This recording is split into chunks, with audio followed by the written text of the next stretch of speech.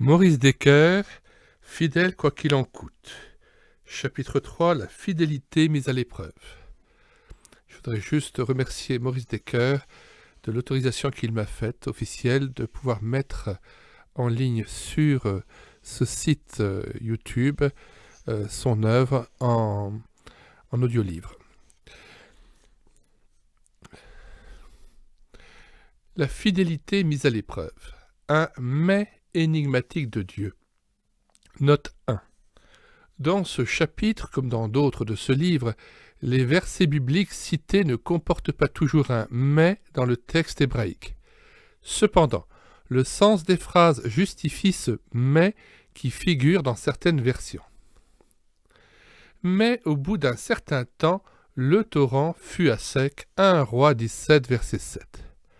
Tout s'est bien passé pour Élie jusqu'à l'apparition de ce « mais », d'abord insignifiant, puis de plus en plus perceptible, envahissant et menaçant dans le paysage offert au regard du prophète. Car, au cœur de ce tableau sauvage, il y avait le torrent et son bruit continuel et rassurant montant du fond de sa gorge de jour comme de nuit. Certes, l'arrivée des corbeaux chargés de leur emplette, matin et soir, était un moment de fête, fort impatiemment attendu, une parenthèse bienvenue dans le déroulement monotone du temps. Mais le torrent occupait une place de choix dans le cœur de l'homme de Dieu, car plus que toute autre chose, il signifiait la vie qui attire la vie, le mouvement incessant, et surtout une précieuse sécurité dans cette région devenue désertique, inhospitalière. N'est-ce pas l'eau qui rend la vie possible sur la terre ? N'est-elle pas absolument vitale pour l'homme et merveilleusement adaptée à tous ses besoins physiques ? Antoine de Saint-Exupéry, qui faillit mourir de soif après un atterrissage forcé dans le désert en 1935, écrivit ensuite une page bouleversante aux accents quasi mystiques sur l'eau. « Eau, tu n'as ni goût ni couleur, ni arôme, on ne peut pas te définir, on te goûte sans te connaître. Tu n'es pas nécessaire à la vie, tu es la vie. Tu nous pénètres d'un plaisir qui ne s'explique point par les sens. Avec toi rentrent en nous tous les pouvoirs auxquels nous avions renoncé. Par ta grâce s'ouvrent en nous toutes les sources taries de notre cœur. Tu es la plus grande richesse qui soit au monde, et tu es aussi la plus délicate. Tu répands en nous un bonheur infiniment simple. » Note 1. Antoine de Saint-Exupéry, Terre des Hommes, Gallimard, collection Folio, page 156-157. D'après ce que j'ai lu, pour un Touareg, le plus grand péché consiste à savoir où il y a de l'eau dans le désert et à le cacher aux voyageurs perdus dans les sables inhospitaliers de l'immensité saharienne. L'eau. Elle est d'ailleurs la ressource naturelle qui revient le plus souvent dans la Bible où elle est citée au moins 200 fois, en incluant toutes les expressions composées, torrent d'eau, source d'eau, etc. Sans compter la cinquantaine de mentions de la pluie. Présente dès les premières lignes, l'eau coule, jaillit, arrose, remplit, nettoie, désaltère jusqu'à l'ultime page du livre. Un fleuve sortait d'Éden pour arroser le jardin, et de là il se divisait en 4 bras. Genèse 10, verset 8. Il boit au torrent pendant la marche, c'est pourquoi il relève la tête. Psaume 110, verset 7. Tout vivra partout où parviendra le torrent. Ézéchiel 47, verset 9. L'absence d'eau, avec son cortège de malheurs, est une terrible calamité décrite en termes bouleversants par les prophètes lorsqu'ils évoquent cette expression du jugement de Dieu, cherchant à ramener vers lui son peuple égaré. Jérémie 3, 2-3, 14, 1-4, Amos 4, 7-8, etc. Le discours prophétique de Joël est encadré et dominé par 2 précisions riches de signification pour le présent et l'avenir d'Israël. Les torrents sont à sec, chapitre 1, verset 20, et il y aura de l'eau dans tous les torrents de Juda. Chapitre 3, verset 18. Quand Dieu enverra de nouveau la pluie en son temps, annonce le prophète Ézéchiel, ce sera une pluie de bénédiction ressuscitant les arbres et les champs. Ézéchiel 34, versets 26 à 27. L'Éternel se présente lui-même comme la source d'eau vive, trop souvent abandonnée par les enfants d'Israël, lui préférant les citernes crevassées de l'idolâtrie et des alliances coupables. Jérémie 2, 13 et 18. À l'aube de la nouvelle alliance, Jésus utilise l'eau du puits de Jacob, tout comme celle de la source de Siloé, pour aiguiser la soif spirituelle de ses contemporains. Il promet à ceux qui croiront en lui une eau plus vitale et plus précieuse encore, l'eau de la vie, inépuisable, débordante et parfaitement désaltérante, le plus beau des cadeaux offerts par Dieu à tous les hommes. La vie éternelle répandue abondamment dans les cœurs par le Saint-Esprit. Jean, chapitre 4, verset 14, chapitre 7, versets 37 à 39. Enfin, la Bible se referme sur une chaude invitation adressée à tous les assoiffés de la terre, que celui qui a soif vienne, que celui qui veut prenne de l'eau de la vie gratuitement. Apocalypse 22, verset 17. Pour Élie, le torrent était donc par excellence le rappel constant de la sollicitude de Dieu, prenant soin de la vie même de son serviteur.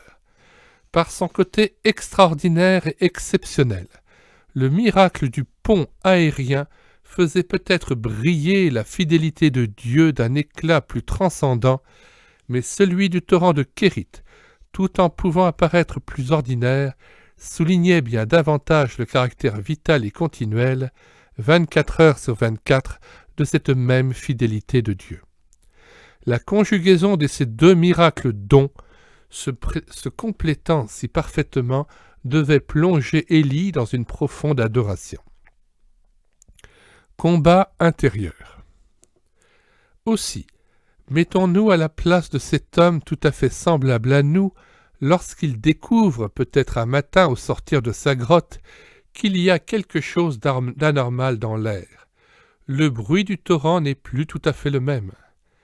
Puisque le récit, dans sa sobriété, ne nous livre pas les divers états d'âme du prophète, faisons comme si nous y étions, et sans laisser pour autant à notre imagination la bride sur le cou, tentons de répondre à cette simple question: que se serait-il passé en moi, et comment aurais-je réagi si, un jour, j'avais constaté que l'eau du torrent commençait réellement à baisser?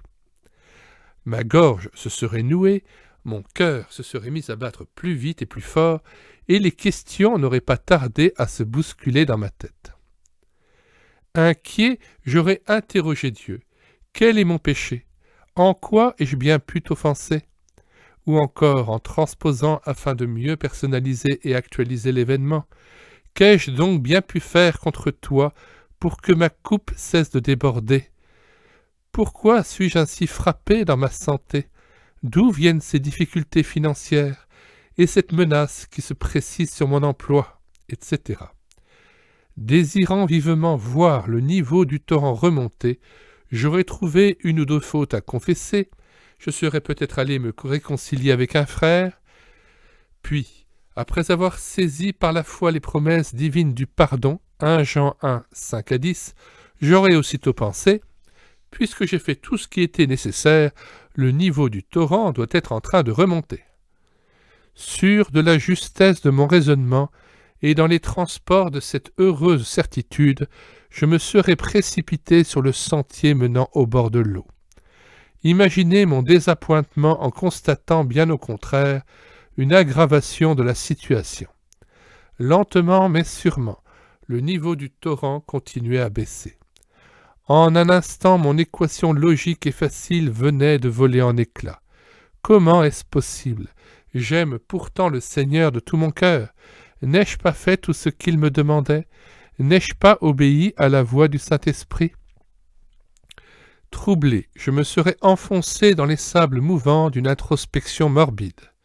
Acceptant les suggestions fétides du menteur et de l'accusateur, j'aurais ployé sous le fardeau de la fausse culpabilité. J'aurais sondé ma conscience jusque dans ses moindres coins et recoins pour débusquer à tout prix le trouble fait, scrutant et analysant, fouillant et creusant, triant et tamisant, jusqu'à en perdre le sommeil. Les remarques et conseils pourtant bien intentionnés d'autres croyants consultés à ce stade auraient peut-être encore accru mon malaise intérieur. Sois honnête, ne cache rien, si tu étais droit de cœur, tu manques de foi, il y a certainement un interdit quelque part dans ta vie, etc. D'un autre côté, j'aurais sans doute taxé de mondaines, pas assez spirituelles, les réflexions bienveillantes d'amis mûrs et expérimentés, tentant de me faire comprendre que j'étais en train de me laisser piéger et que le vrai remède à mon trouble grandissant était ailleurs. Suppliant, j'aurais crié à Dieu avec insistance, peut-être même jeûné pour qu'il intervienne enfin. Élie n'était-il pas un homme de prière que l'Éternel se plaisait à exaucer de manière extraordinaire? Jacques 5, 15 à 18, 17 à 18. Mais Dieu semblant absolument sourd à ma requête, indifférent devant mon angoisse grandissante, j'aurais commencé à douter sérieusement de sa fidélité. Il ne me répond plus, c'est donc qu'il m'a abandonné. Suivant mon tempérament naturel, je me serais alors enlisé dans les marécages du découragement, ou bien, révolté, j'aurais eu recours au système D. Après avoir vertement reproché à Dieu d'être un lâcheur et un ingrat, je lui aurais vomi à la face mon regret d'avoir naïvement accepté d'entreprendre une aussi périlleuse mission auprès d'Achab. Obéissez, ça vous retombera sur le nez. C'est comme ça, Seigneur, que tu récompenses mes services.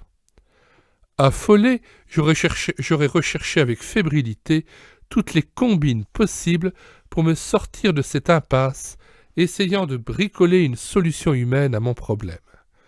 Peut-être même aurais-je tenu ce subtil langage qui excuse bien des actions pour le moins douteuses. Je ne peux pas faire autrement que d'être un petit peu malhonnête. Après un message consacré au torrent de Kérit, quelqu'un me fit la réflexion suivante. Moi, j'aurais été tenté de construire un barrage pour retenir l'eau du torrent. Abraham et Sarah n'ont-ils pas succombé à la tentation du coup de pouce charnel après avoir attendu en vain pendant 10 longues années l'accomplissement de la promesse divine d'une descendance? Genèse 12, 2, 16, 1 à 16. Tout ce temps qui s'égrenait imperturbablement, sans que rien de concret ne se passe pour apporter des preuves tangibles de la fidélité de Dieu à sa promesse, voyait, bien au contraire, leur force décliner de jour en jour et l'heure de grand départ s'approcher à pas rapides. N'était-ce pas là leur torrent de Kérit, plein jusqu'à ras-bord dès l'instant de la promesse initiale, et se vidant peu à peu de concert avec l'écoulement inéluctable du temps?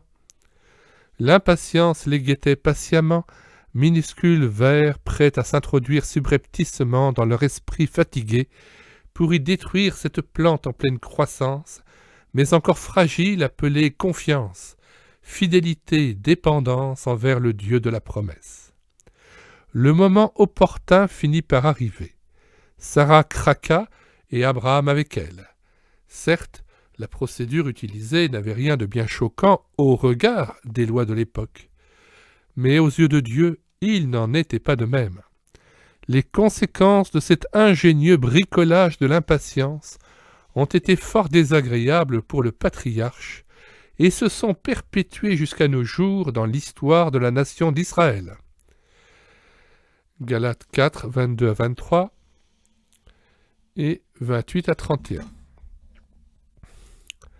Le texte biblique met en évidence une période de 13 longues années à partir de cette regrettable défaillance de la foi pendant laquelle il y eut comme un long et douloureux silence dans l'histoire de ce couple.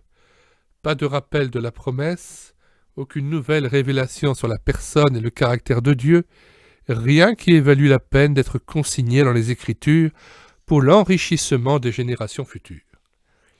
Lorsqu'enfin l'Éternel réapparut à son serviteur, il se révéla à dessein sous un nom nouveau, El Shaddai, se plaisant à souligner ainsi sa toute-puissance et sa parfaite suffisance pour combler tous les besoins des siens, même dans les circonstances les plus défavorables. Dieu voulait manifestement faire passer un message en étroite relation avec le système D, comme débrouille, mis en œuvre 13 ans plus tôt et qui avait abouti à la naissance d'Ismaël. André Chouraki voit en El Shaddai le Dieu de toutes les fécondités. N'essayez plus de vouloir à tout prix hâter l'accomplissement de ma promesse par l'utilisation de moyens charnels. Inutile de vouloir m'aider comme si j'avais des problèmes de puissance. Abraham, fais-moi entièrement confiance, car je suis fidèle pour tenir mes promesses et ma puissance est illimitée pour les accomplir. Surtout sois intègre, ne triche pas avec le temps, marche en ma présence dans la vérité. Genèse 16, verset 16, chapitre 17, versets 1 à 2.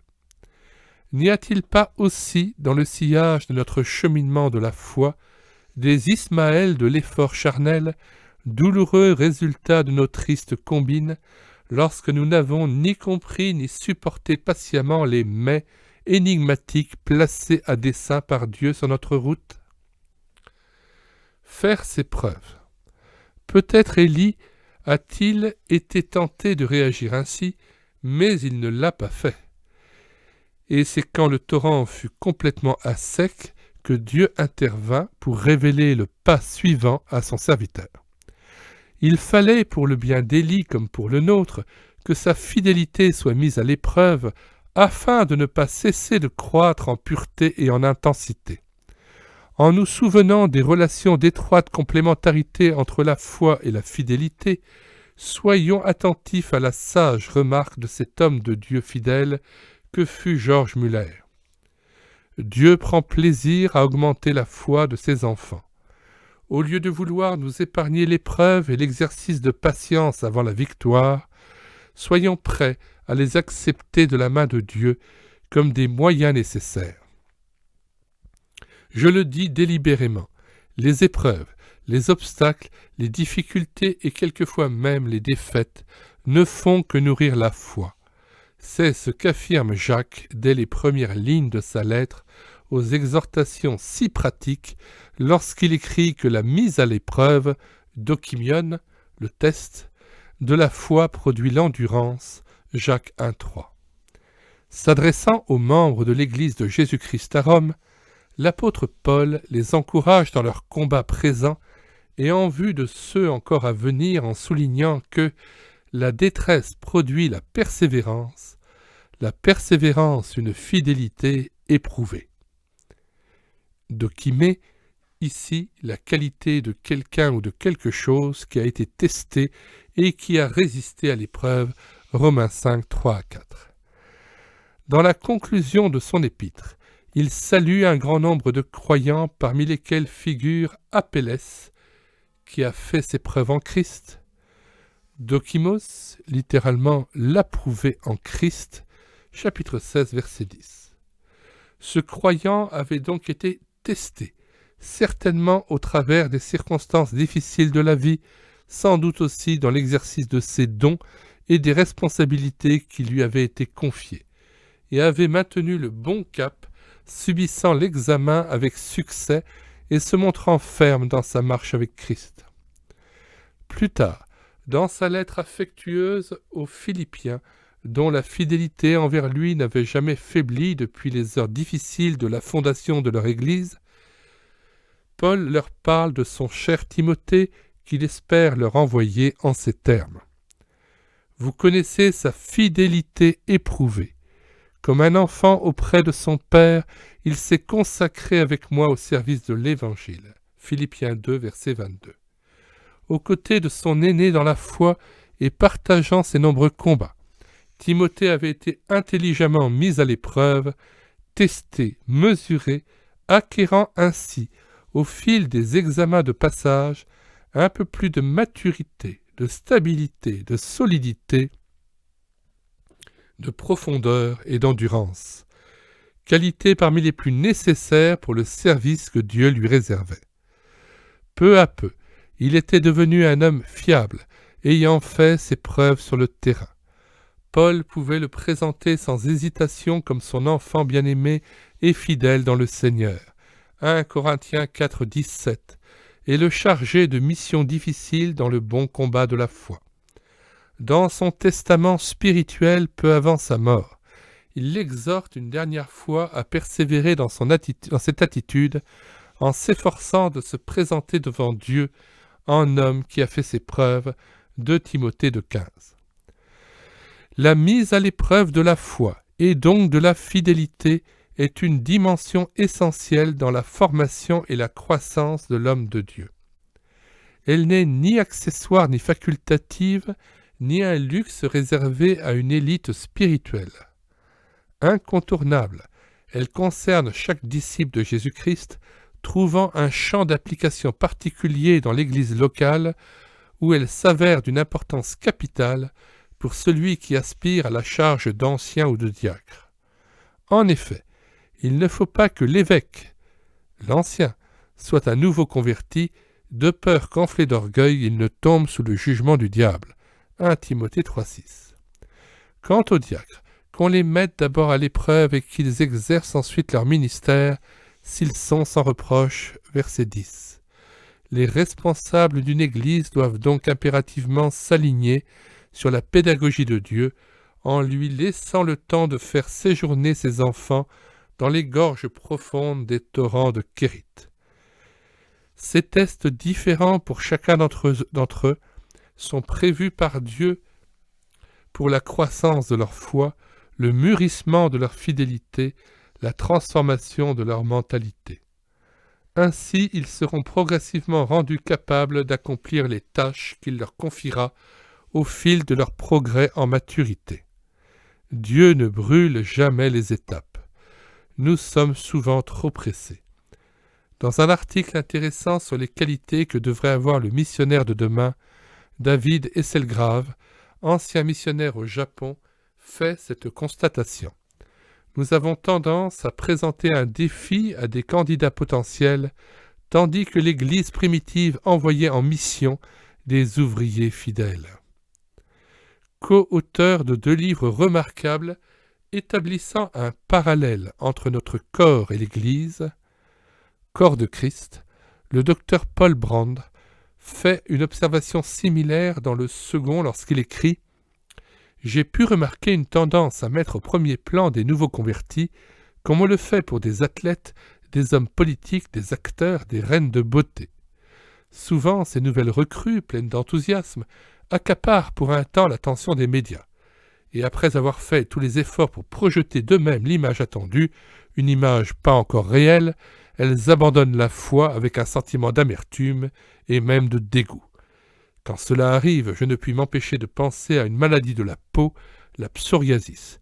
Cette maladie est capable de changer d'aspect, l'aspect d'une personne, encore plus que la lèpre. Dans les cas graves, tout le corps est recouvert de vilaines plaques rouges scameuses et écailleuses, une seule cause à ce mal, les cellules de la peau qui normalement mettent 3 semaines pour migrer jusqu'à la surface, le font en quelques jours seulement, à un stade encore immature et sans être équipé pour recevoir l'impact de la lumière, des rayons ultraviolets, de la température et de l'atmosphère extérieure.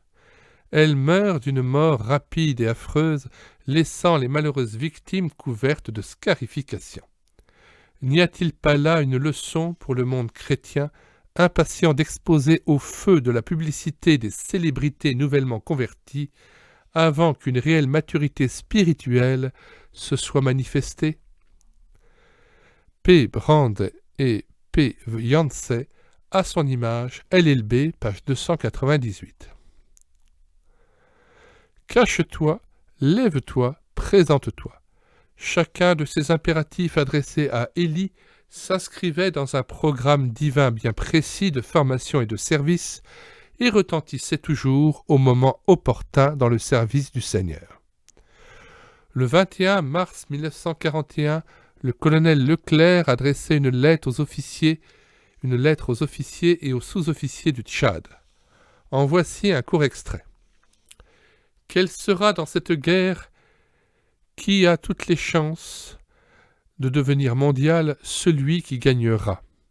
Sera-ce le combattant dit très gonflé, mais vite dégonflé? Non. Ce sera celui qui aura assez de force morale et physique pour tenir. Ce ne seront pas les agités demandant tous les 6 mois à changer d'armes, de colonie ou d'unité qui nous aideront à gagner la guerre. Ils s'écrouleront au premier échec. Ce seront les tempéraments solides et stables, faisant toujours passer l'intérêt général avant leur intérêt particulier. Général Vézinet, le général Leclerc, j'ai lu, page 89. Tel est le genre de combattant que notre généralissime travaille patiemment à former et à tester dans le cadre de la guerre spirituelle où nous sommes engagés sous sa suprême autorité. Des bons soldats de Jésus-Christ, solides et stables, constants et endurants, à la fidélité éprouvée. Pour être de cela, il faut donc que nous aussi, nous soyons affligés pour un peu de temps par diverses épreuves, afin que notre foi éprouvée, ou la valeur éprouvée de notre foi, dokimion, bien plus précieuse que l'or périssable, cependant éprouvée par le feu, ait pour résultat la louange, la gloire et l'honneur lorsque Jésus-Christ apparaîtra. 1 Pierre 1, 6-7. L'exemple du Fils de Dieu. Le Seigneur Jésus-Christ a connu, lui aussi, d'une manière toute particulière, son torrent de Kérit. Sa parfaite fidélité a été spécialement mise à l'épreuve tout au long de son ministère terrestre. Au cours de sa vie sur terre, Christ a fait monter vers celui qui aurait pu le sauver de la mort des prières et des supplications. Dans une agonie de pleurs, il a jeté un grand cri. À cause de son humble soumission à la volonté de Dieu, il a été exaucé. Quoique fils de Dieu, il a été obligé d'apprendre l'obéissance par l'école de la souffrance. C'est ainsi qu'il atteignit le plus haut degré de la perfection, et il est devenu, pour tous ceux qui lui obéissent, l'auteur d'un salut éternel. Hébreux 5, 7-9, Alfred Kuhn. Avant son incarnation, le Christ vivait de toute éternité dans une unité parfaite avec le Père. En venant dans le monde, le Fils de Dieu est entré dans un tout nouveau champ d'expérience, acceptant de se soumettre volontairement au Père sur la terre, afin d'accomplir jusque dans sa mort sur la croix sa volonté parfaite. Compatir à la peine des hommes, ressentir la souffrance de son peuple, souffrir avec l'humanité, ce sont bien là des réalités qui unissent Dieu et l'homme. Mais il y manquait néanmoins quelque chose. Jusqu'à ce que Dieu ait revêtu cet habit vulnérable de chair, avec ses cellules sensibles à la douleur, en tout point semblables aux nôtres, il n'avait pas réellement fait l'expérience de la souffrance. En envoyant son Fils sur la terre, Dieu a appris à ressentir la souffrance de la façon dont nous la ressentons. Nous avons besoin d'un Dieu qui non seulement connaît ce qui a trait à la souffrance, mais l'a partagée et est touché par notre propre souffrance. En regardant Jésus, nous avons l'assurance d'avoir un tel Dieu. Il a pris sur lui les limitations du temps, de l'espace, de la famille, de la souffrance et de la peine. P. Brand et P. Yancey, Opuscitatum, page 329-330. Devant lui se trouvait comme un grand escalier dont chaque marche représentait de nouvelles souffrances à affronter, un nouveau test d'obéissance et de fidélité à son Père, une nouvelle tentation plus violente ou plus insidieuse, une nouvelle épreuve plus brûlante. Ce qu'il n'avait jamais connu avant l'incarnation. Chaque marche était plus douloureuse que la précédente et avec elle augmentait la tentation de quitter la voie de dépendance et d'obéissance absolue au Père au fur et à mesure que s'approchait la croix, visible là-haut tout au sommet de cet escalier. L'ennemi multipliait ses assauts de front et ses pièges perfides pour détruire la fidélité sans faille du Fils bien-aimé, car chaque marche franchie victorieusement par ce dernier rapprochait l'instant crucial de sa défaite absolue et définitive. De marche en marche, Jésus devait hisser son obéissance déjà parfaite à un nouveau degré de perfection. Tel était l'apprentissage de l'obéissance dans la vie terrestre de notre Sauveur. Nous ne réussirons jamais à réaliser pleinement tout ce qu'il en a coûté au Fils de Dieu d'emprunter un tel chemin, tout nouveau pour lui, par amour pour nous. Comme un athlète du saut en hauteur franchissant toujours victorieusement la barre au premier essai et s'élevant ainsi de plus en plus haut sans jamais commettre une seule faute, Jésus-Christ a gravi chaque marche parfaitement. Chaque nouvelle épreuve s'est traduite en nouvelle obéissance parfaite, en soumission complète et sans réserve, en fidélité sans condition au Père. Il s'est donc progressivement élevé de perfection en perfection dans l'obéissance jusqu'à l'obéissance suprême de la croix. Parfaitement mûr à chaque étape, il a passé avec un complet succès chaque nouveau test de maturité dans ce champ inconnu de la souffrance humaine, connaissant finalement la maturité la plus pure et la plus élevée sur la terre au moment où le péché de l'humanité tout entière allait tomber sur lui. Parfaitement fidèle jusqu'à la mort de la croix, il a reçu du Père la couronne de vie en passant par une glorieuse résurrection. Quel grand encouragement pour moi de réaliser que mon Seigneur et mon Dieu a accepté de faire ses preuves pendant sa vie sur la terre, devant être rendu à tous égards semblable à ses frères, afin de devenir un grand prêtre plein de bonté et digne de confiance, fidèle dans le domaine des relations avec Dieu, en vue d'expier les péchés de son peuple. Car, puisqu'il a lui-même été éprouvé dans ce qu'il a souffert, il peut secourir ceux qui sont éprouvés, Hébreux 2, 17 à 18. Étant bien plus qu'un simple théoricien de l'épreuve, il me comprend parfaitement au bord de mon torrent de Kérith. Je peux compter sur lui et lui faire entièrement confiance, car sa fidélité d'aujourd'hui est exactement semblable à celle d'hier. Jésus-Christ est le même, hier, aujourd'hui et éternellement. Hébreux 13, verset 8. Alléluia. Dans la suite de ce livre, nous dégagerons les 5 grandes leçons du torrent de Kérith pour être à même de mieux comprendre et accueillir ce mets énigmatique d'un Dieu d'amour lorsqu'il se présente au détour du sentier de notre foi pour faire grandir et mûrir notre fidélité.